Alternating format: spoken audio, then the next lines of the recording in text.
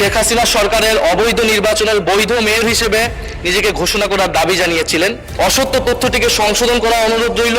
যেই সময়টা আমি অন্তর্বর্তী সরকারের কোনো অংশ ছিলাম না, ডক্টর মোহাম্মদ ইউনূস লন্ডন বৈঠকে গিয়ে মাননীয় সংসদ নেতার কাছে সেই ট্রফিটি দিয়ে এসেছেন।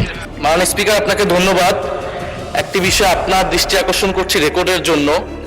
আমাদের মাননীয় প্রতিমন্ত্রী জনাব মীর শাহ আলম ওনার আগের বক্তব্য দিতে গিয়ে আমার সম্পর্কে একটি তথ্য দিয়েছিলেন, যে তথ্যটি অসত্য। মাননীয় স্পিকার, উনি ওনার বক্তব্যে বলেছিলেন যে আমাদের মাননীয় একজন সংসদ সদস্য ইশরাক হোসেন উনি একটি দাবিতে আন্দোলন চালিয়েছিলেন গত অন্তর্বর্তী সরকারের সময়।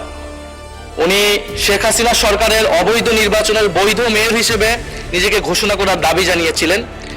এবং আমার যতটুকু মনে পড়ে, এই আন্দোলনটি বা ওনার এই দাবিটি ঘটেছিল 2025 সালের মে মাসে, যেই সময়টা আমি অন্তর্বর্তী সরকারের কোনো অংশ ছিলাম না। আমি অন্তর্বর্তী সরকার থেকে 2025 সালের ফেব্রুয়ারি শেষ সপ্তাহে পদত্যাগ করেছিলাম।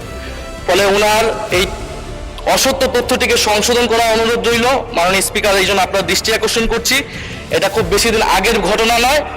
কারণ ওই আন্দোলনের পরে ওনার মনে থাকার কথা, উনি যেই ট্রফির কথা বলেছিলেন, ওই আন্দোলনের পরে অন্তর্বর্তী সরকারের প্রধান ডক্টর মোহাম্মদ ইউনূস লন্ডন বৈঠকে গিয়ে মাননীয় সংসদ নেতার কাছে সেই ট্রফিটি দিয়ে এসেছিলেন। ধন্যবাদ মাননীয় বিরোধী দলের চিফ হুইপ।